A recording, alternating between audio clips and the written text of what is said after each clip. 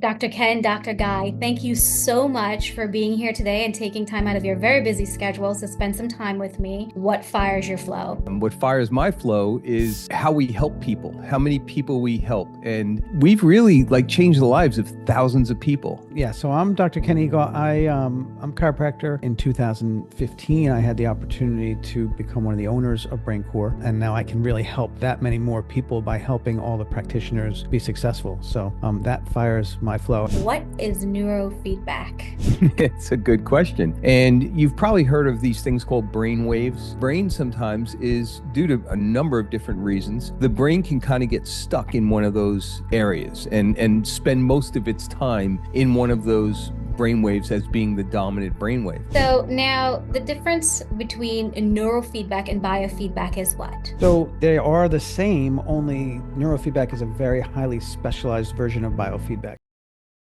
Dr. Ken, Dr. Guy, thank you so much for being here today and taking time out of your very busy schedules to spend some time with me. I'd like you both to introduce yourselves individually and please share with me what fires your flow. Well, thank you very much for having us. We appreciate you asking us to be on this. Anytime we get a chance to talk about what we do, we get excited because what we do is we change lives. And what fires my flow is, as a matter of fact, I was just thinking of this morning, is how we help people, how many people we help. And, I've been doing this since 2006, and we have 300 offices throughout the country, so we get to consult with a lot of people. And it was occurring to me this morning that we've really changed the lives of thousands of people, and it really it really makes me happy to know that, and it's very rewarding. And at the age of 65, you start thinking, well, are you successful? And and how do you measure success? And the way I measure success is by how many lives I've touched, and through neurofeedback, it's been thousands.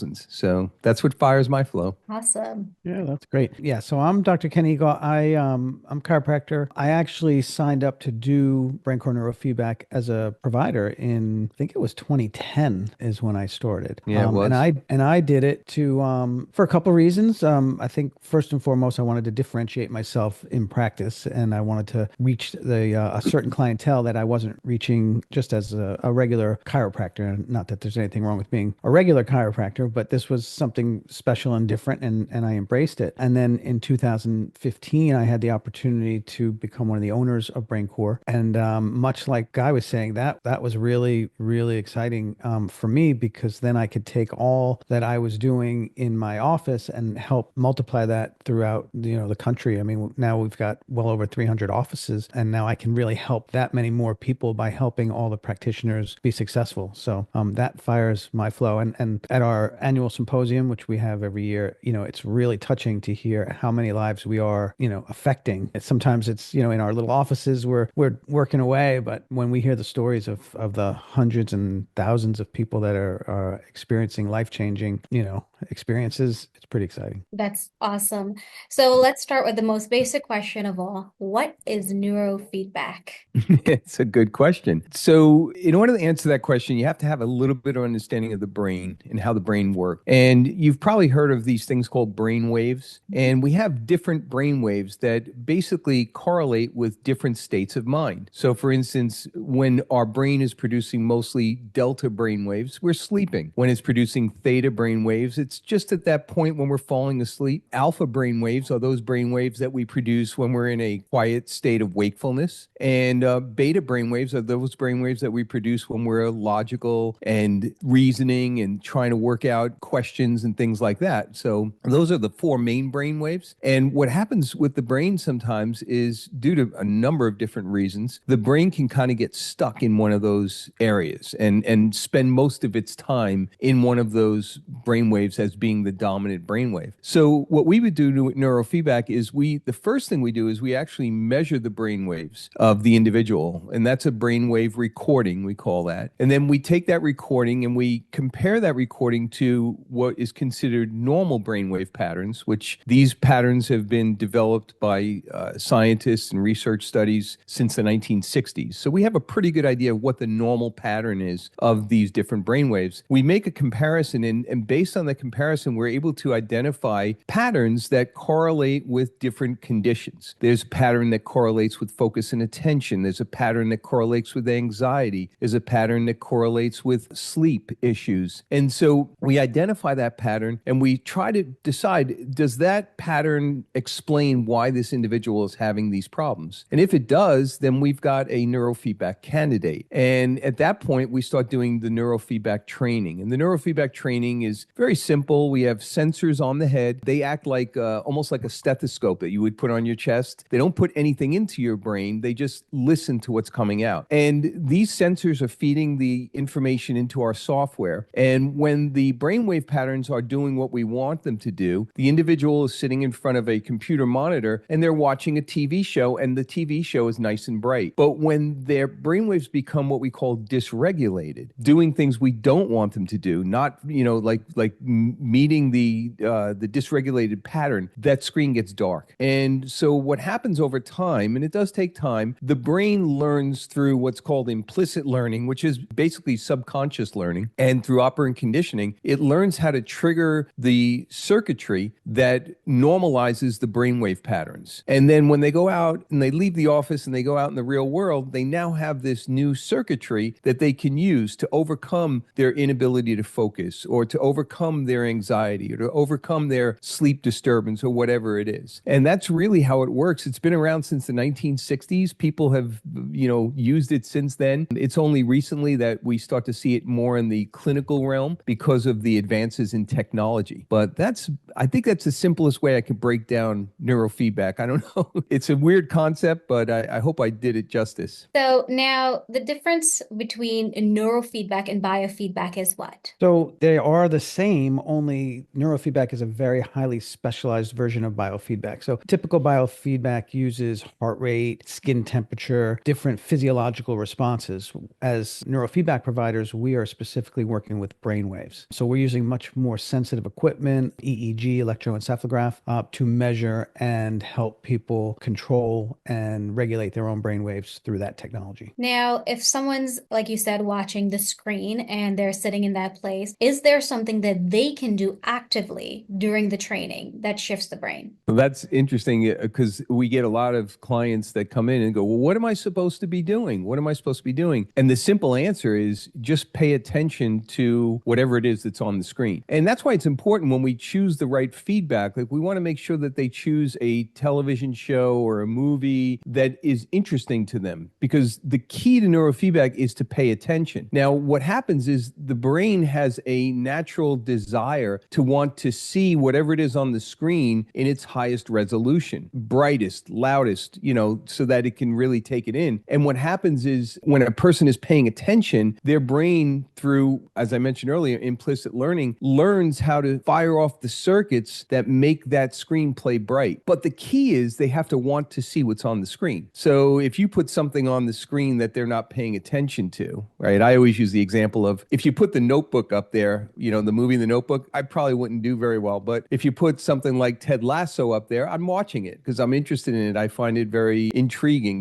So the key is that the person has to want to see what's on the screen. Now, Yeah, but that's the only, let me just add to that. That's the only thing that they have to do. The brain is learning on its own, which is really amazing. And when they start to do stuff, like when they start thinking, oh, I have to do this to get the screen to play brighter, the screen actually gets darker. Right. Like when That they takes put the them out of the conscious experience. thought. Yeah, when they put the conscious thought into trying to make the screen brighter, it gets darker. So all they have to do is relax and pay attention. They have to want to see what's on the screen. Before, you had mentioned the 4 brain waves. Can you elaborate on each one of those just a little for me and how they impact the individual on a daily basis? Sure. Ken, you want me to do that, or you want to Yeah, you take go it? ahead. That's fine. So I mentioned earlier delta. Now, delta is a very slow brain wave, right? So it has cycles of like 0 to 4 per second. It's a very, very slow brain wave. And you're going to experience delta mainly when you're sleeping, right? So when you're in a deep sleep, I think it's stage 3 sleep is where delta is the highest, but that's where you're basically asleep. So if a person is producing a lot of delta when they're awake, how do you think they're going to be during the day? They're going to be kind of groggy, right? Like not being able to pay attention, sleepy, whatever. Theta is another really cool brainwave. Theta is my favorite brainwave, by the way, but theta is a little faster than delta, right? It goes around 4 to 7 hertz per second, right? And it's, as I mentioned earlier, it's that brainwave that is going to be the highest when you're just falling asleep. So just as you're falling asleep, that twilight state. But the cool thing about theta is that theta is also where most creativity activity takes place. So I don't know if you've ever had the experience, like when you're just about to fall asleep at night and you're almost there to sleep, and then all of a sudden you get this great idea, right? And a lot of times you say, well, I'm gonna wake up in the morning and remember it, and you never do. So I actually keep a journal next to my bed, and I write that. When that happens to me, I wake up and I write down what I was thinking of. But theta is another slow brainwave. So if you're producing a lot of theta during the day, you're also going to have that inability to focus and not pay attention, right? As a matter of fact, that's the hallmark sign of ADHD, is that they're producing a lot of delta and theta brainwaves and not enough beta. Alpha brainwave is that really nice brainwave when you're meditating. I don't know if you've ever meditated, but when you're meditating, your brain is producing a lot of alpha. It's that quiet wakefulness. You're not asleep, you're awake, but your mind is very, very calm. And then beta is that brainwave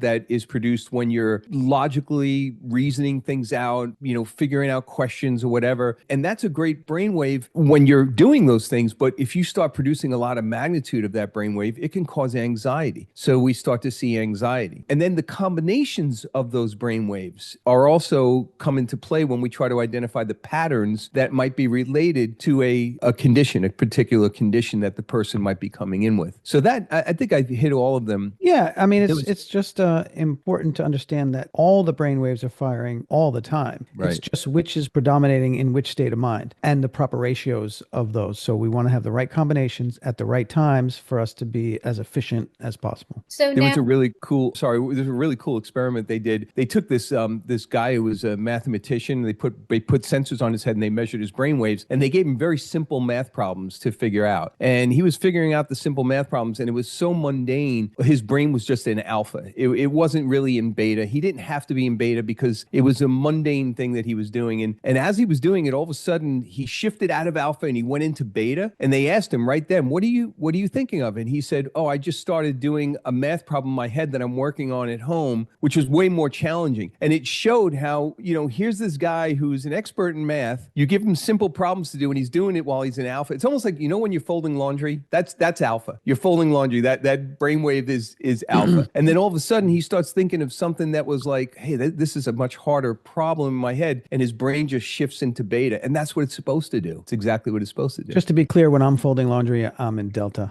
I'm tired. I can't keep my eyes open. So here's my question about the brainwaves and how it relates to the things that we're experiencing. So I'm going to go with, you had mentioned too much of a high brainwave in beta. That's not the healthiest place to be in at all times, right? And I'm assuming that would give us anxiety. It would create those types of feelings within our bodies. Now, can you elaborate and tell me, throughout the time that you guys have both been doing this, what have you noticed with the neurofeedback training, how it helps the mind and the body to connect and shifting when the body, for example, is in very high beta? So remember, it's not just high beta. Yes, that is definitely a factor in having a lot of mental stress, but it's also where in the brain, because there is a normal asymmetry in beta, and we want to make sure that it's in the right hemisphere when it's supposed to be. So we expect beta to be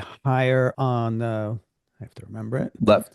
On the left side, yeah. I'm very visual, so I'm like, I have to see it. So it has to be higher on the left than on the right. And we often see when somebody is experiencing a lot of mental stress or anxiety, it shifts. So we have to do certain types of learning for them. We have to train them to actually shift that back. And we call that asymmetry training. Okay. Yep. And with that training, is that a specific protocol? How do you establish that? So the protocols are all generated based upon the map patterns that are identified by the software. So the software identifies the map patterns, and then it gives us these suggested protocols. We don't have to use those protocols. We can use whatever protocols we feel are necessary, but those protocols are going to be the best protocols for correcting the pattern that we've identified on the map. So in Ken's example, he was talking about how beta should be higher on the left than it is on the right. And when it's not, when it's higher on the right than it is on the left, then we need to do a protocol that corrects that. So the protocol for that that particular pattern would be to train beta up on the left and train beta down on the right. And we do that over and over and over again. And the circuitry in the brain becomes fortified and stronger. And now the person can use that circuitry and they won't feel as much mental stress, as much anxiety by using that new circuitry that it's developed. Another really wild thing about anxiety is that, and Ken, you can testify to this, so many people come in with focus and attention issues and they think they have ADHD and they're like, oh, I have ADHD. My teacher told me I had ADHD. You know,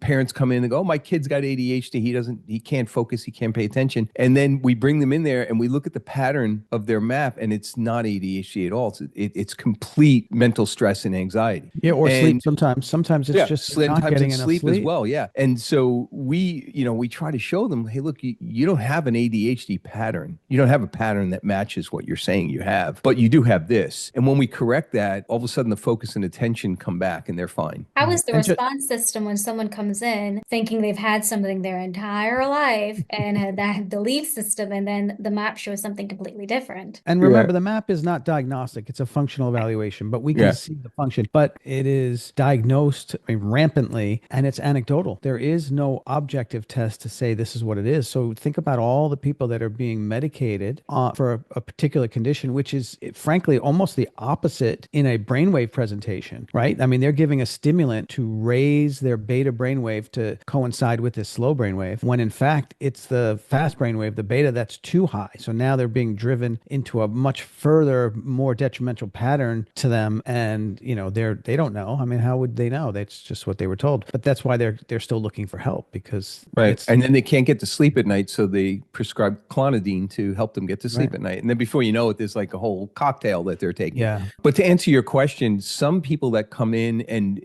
all of a sudden you say, well, I don't think it's ADHD, but I think it's anxiety. Some people are like, it's like, oh, that's the answer I've been looking for. Because I can't, like I was wondering any of the traditional why the medications things weren't working. Right, exactly. Now, if someone is on medication for, let's say, ADHD, and you start treating that, at what point do they know, hey, it may be time, or for anxiety, or whatever the case may be? That's a great question. Wait, before we do that, though, I just want to clean up, because I want all your listeners to understand, it is not a treatment for any of these conditions. Remember, right? It's a learning modality. What we're doing is we're teaching them to regulate better, right? The brain is a several million-year-old biological computer, and it's just doing what it's doing, and we have the ability to teach them to change their circuitry to function better. I just want to make that really clear. That's a really important point. It really is, because a lot of people think it's a treatment, and it's not a treatment. It requires work on your part. You have to learn, just like you learn how to ride a bike or learn how to play the piano. It's the same principle, But kind of back to your question about the medication, it's a very interesting phenomenon occurs when a person does neurofeedback and their brainwaves start to become more regulated. What happens is the need for the medication is a lot less. So the person starts to actually experience the side effects of the medications in more like more than usual. So we use that as a sign to tell us, hey, maybe we should refer this person back to the prescribing physician and get them reevaluated for possible dosage reduction. Because, the way medications are prescribed are based upon the person's side effects. When a medical doctor prescribes Adderall, for instance, they'll give them a certain dosage and then they'll say, I want to see you back here in 2 weeks. And then they come back in 2 weeks and they ask the person, did you have these side effects? Did it work or whatever? And if the person says, yeah, I had really bad side effects, they'll reduce the dosage, right? So the phenomenon in neurofeedback is that as you do more and more neurofeedback, as your brain becomes more and more regulated and normalized, the patterns become normal, the brain doesn't need that medication anymore. So the body starts experiencing the side effects of the medication. And that's a great sign. That means, hey, we can send them back, and hopefully the medical doctor, the prescribing physician will look at that and say, hey, you're right. You don't need as much anymore, and they'll reduce the dosage. And,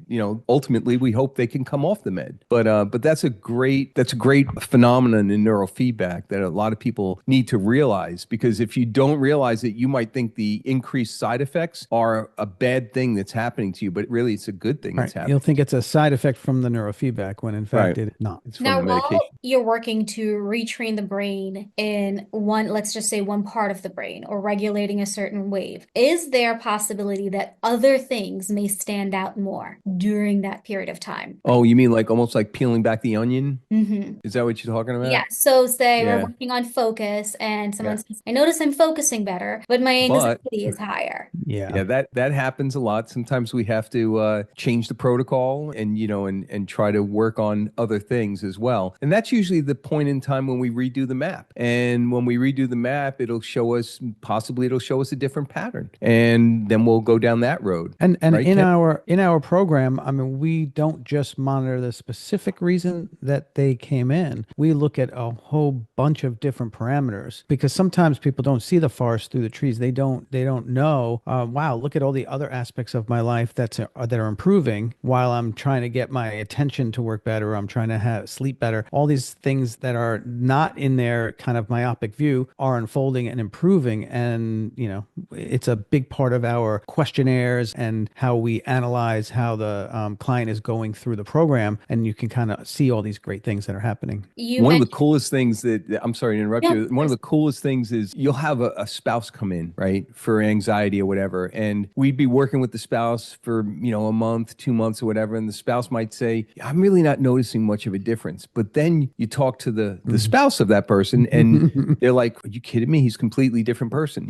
Very often the people around you notice the change before you actually notice it. It's a pretty interesting phenomenon. you had mentioned before a little bit about the change in the person and other people noticing it, like you just said, but also how they're responding to it, and that there are other parts to all of this, and looking at the person in a whole with the questionnaires. And can you tell me a little bit about those questionnaires as the body in a whole, and what we're also looking at and what we're analyzing through our process? Sure. Sure. So it's a very functional approach that we take because it is important to integrate all the different information that we have. So we look at physiological issues, we look at psychosocial issues, we look at the actual brain map and those patterns, and we try to tie together all of this to get a real functional approach to see what's happening with this individual so that we can address them as a whole and not just try to, a person doesn't respond to neurofeedback as well when they're forced into it. It's really about a learning and an opportunity for them to change. So when we take that functional approach and that holistic approach, they're much more likely to shift into where they need to be as opposed to that sort of pushing. People push back, even physiologically. It's not a emotional response. It's that their brain just gets resistant. Yeah, and the questionnaires is we have I think 3 or 4 different questionnaires depending on the age of the person. But one of the questionnaires is what we call a metabolics questionnaire, and that is measuring the bio part of the biopsychosocial model. It's looking at things that might interfere with the progress of neurofeedback. For instance, if you have a thyroid condition, if you're not making the things that your brain needs to produce the proper brainwave patterns, so that could make neurofeedback, that could be an obstacle to a neurofeedback response. We want to know about that, right? We want to know if there is a metabolic issue, so why? So that we can help them with that metabolic issue and support the brain changing the way we want it to change. And a lot of people, they ask the question like, why am I doing this questionnaire on metabolics? And it's because it's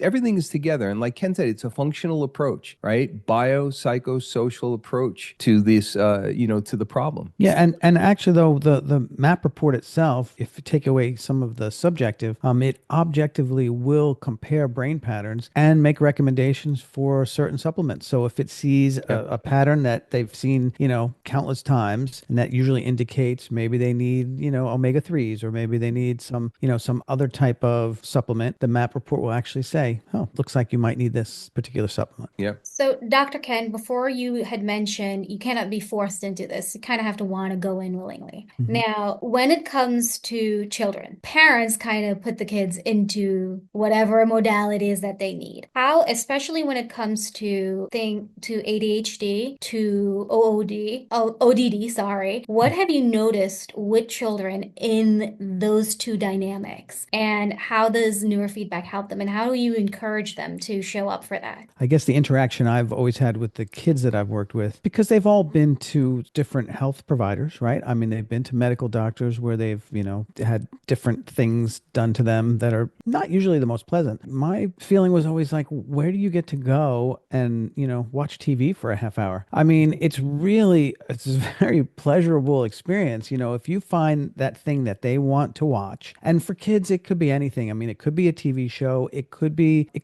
I've seen a lot of times where kids will watch on YouTube, they will watch somebody else playing a video game that they like, and they love it. So as long as we find that right thing that they really enjoy doing, they're just sitting and enjoying themselves for a half hour, and it's a real pleasurable experience. With how they respond, that's different because everybody has their own sort of response to everything. So sometimes it's very incremental and slow, and sometimes based on different presentations and physiologies, sometimes it's very profound very quickly. It's hard to predict how they're going to respond, but in an ODD situation, there is going to be a natural sort of resistance to do anything just because that's part of the condition. So you have to find rapport with that person and say, hey, let's have fun. I also find it's really, really helpful to not have the parents hovering over them while they're doing neurofeedback. A lot of times that dynamic has been played out for a long time, and that's sort of that oppositional feeling when they are with, provider who's there. And now we also have home training,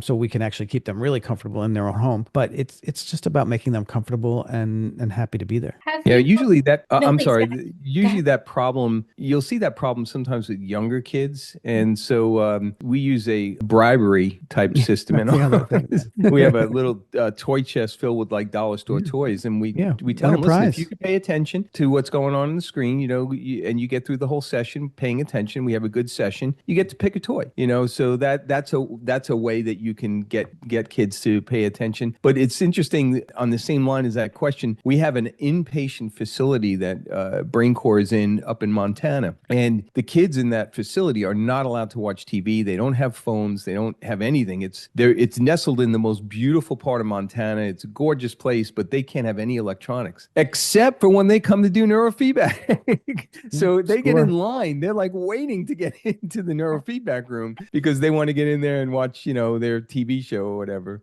So my question now is, have you guys noticed the difference in the neuroplasticity with the adult brain and the child brain and the effectiveness of neurofeedback on both? So let's just say adolescent ADD, ADHD, or with adult ADHD. I know I've been saying ADHD, but we got to remember it's non-diagnostic. So let's Right. just say focus and attention. Let's Yes. say an adult that presents with focus and attention versus a child that comes with focus and attention issues. My experience, and Ken, I don't know what your experience is with this, but my experience has been that the kids respond much quicker. Typically. I mean, if And you that's think about it, because the younger brain has more of a capability to change and right. create neuroplastic changes. Yes, and any learning that's been done, whether for good or not, is over repetition. So if you think of somebody who's, been around longer, they've really dug in and created more deep patterns. So children are a lot more flexible. Well, here's a good example, though. I mean, you heard me mention earlier, it's just like learning how to play a piano or a guitar or ride a bike. It's a lot easier to teach a kid, a young brain, how to play the piano than it is me. I'm 65.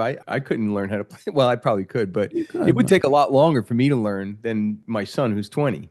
If we see certain things presenting at a younger age, you would recommend at a younger age training and changing those behaviors. I mean, in a perfect world, but I think that, everybody is where they are. And I wouldn't I don't want anybody to think that they're too old for neurofeedback. This is something that can, make profound changes in people's lives from 4 or 5 years old to in your 80s and 90s. It's really cradle to the grave. Is that the term? Yeah. Can I ask, Join. again, in your experience and in your observation with your clients, when it comes to things with as we age and neurological disorders, like things like Parkinson's and stuff like that, has neurofeedback helped with Alzheimer's and those things? Have you noticed a shift with people who experience those things, whether it be slowing it down, helping the process slow down? Have you noticed anything? My answer to that is that it's very case specific. Okay. So there are certain conditions which, yes, if you get get the early enough and sort of cognitive decline. I've worked with some Alzheimer's clients. Really depends on how, far it's progressed. In the very early stages, yes, it can be very helpful. At later stages, it's not going to be, and there are limitations. It's not a panacea. It's not going to change everything. But there are, I guess, a lot of conditions where somebody is simultaneously suffering from multiple different issues. So, I mean, if they can sleep better, which neurofeedback is going to help with, if they're going to be able to, have better focus and attention, if they're going to have less stress, I mean, universally, those three things are going to change lives with all other conditions. So it just depends on which, what we're trying to do and what we're capable of doing. There's always a limitation matter for certain conditions. Can you tell me what makes BrainCore Neurofeedback different? Go ahead, Ken.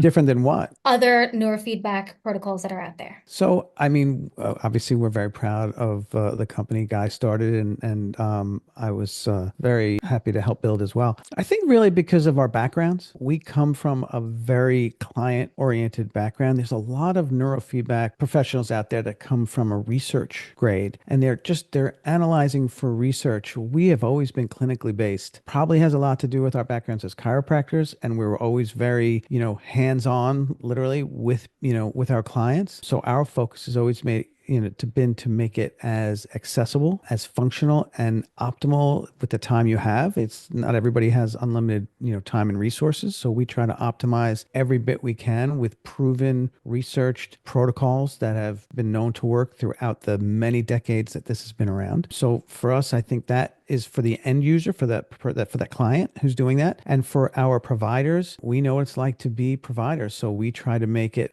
just as user friendly as possible for our providers to be able to help as many of their clients as they can. Guy, I'm sure you have something to add to that. No, not really. I mean, other than the fact that, I like to call our methodology of doing neurofeedback, I like to call it, and Ken's referenced it already, functional neurofeedback. We don't just look at the brainwaves. We look at everything. We try to put it all together. And I think most of the other systems that are out there really are one-dimensional, whereas we're multi-dimensional. Another thing too, Ken mentioned about our providers. We provide our providers with extensive training as well as clinical and technical support. There's not a lot of neurofeedback companies out there that do that. And because of that, we actually can offer our providers a money-back guarantee, which you won't hear of anywhere else. I mean, if there's one thing that makes us separate from everybody else, it's that. That's how much confidence we have in what we do and what our system is capable of doing. You don't hear of other companies offering that guarantee. So I think the fact that we're function-based is very appealing to a lot of providers. The fact that the provider is going to get extensive training, extensive support. We're always there to answer the phone for them. They're going to be able to provide better service and a better product to the end user, which is their client. I think those are the things that make us different. Yeah, and I just want to add, I just to give a background of a typical neurofeedback provider who's not part of BrainCore, they kind of have to feel their own way. I mean, they have to go find a software that they like. They have to go find a hardware they like. They have to get an amplifier. They have to get a computer. They have to get the right software, and they have to put it all together, and then they have to learn how to use it. We put that all together. So we train, we supply, we maintain, and we support. So we are always right there with you. So when you're integrating this into your healthcare practice, we are right there with you. And maybe it sounds cliche, but your success is our success. So we want to make sure that you have the best tools possible. We provide the complete package. It's complete. When you sign up with BrainCore, you don't have to do anything else. We got everything covered. Awesome. Before we leave, I'd like each one of you to please take a moment. Is there anything that, as we end this session today, that you would want people to know? I would want people to know that there are alternatives to the traditional medical routes for taking care of different conditions. And one of those alternatives, not the only one, is neurofeedback. And I think you're doing a disservice by not at least looking into neurofeedback to see if it's something that could help you. I mean, I don't know if I can add too much more to that. I agree. I think that society as a whole is very focused on trying to take a medication to help correct something, which, as we've said earlier, can lead to more somethings to deal with and more issues. And they don't know. They just physically, I just would want people to know that this exists. It didn't just pop up. It's been around for 5, 6 decades. I mean, Yeah. this has been around for a really, really long time, that you can teach old dogs new tricks. You have the ability to learn all the time. And we've said this before. Guy and I, when we were going through, our healthcare studies, they thought that the idea of neuroplasticity was like not real. They thought, oh, well, you can't learn new stuff. You can't generate new brainwaves, but you can. And it's been proven, and it helps people change their lives. And just, Yeah. I wish everybody knew about it, really. Dr. Guy, Dr. Ken, thank you so much for joining me today. I think that leaving this session, and anyone who goes through and listens to the entire episode, they're going to be so much more informed than ever before. And it's a great tool for that neuroplasticity and a great piece of the pie in healing. So thank you so much once again, both of you, for your time.